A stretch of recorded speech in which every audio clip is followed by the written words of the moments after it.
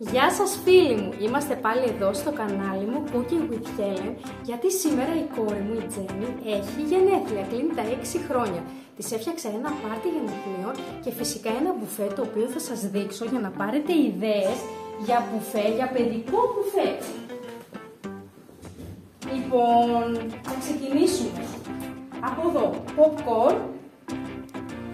Πάμε εδώ πέρα, τοματοκεφτέδες.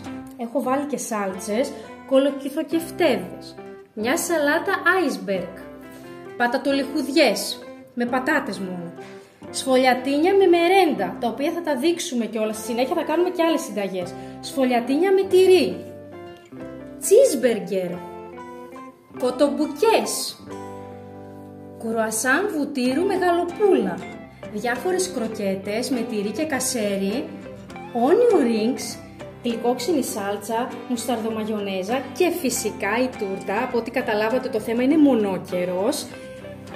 Σας δίνω ιδέες για παιδικό μπουφέ για να εντυπωσιάσετε τους καλεσμένους σας. Κάντε ένα like και ένα sub στο κανάλι μου για να σας δείξω και περισσότερες ιδέες και περισσότερα φαγητά. Να είστε καλά, γεια σας!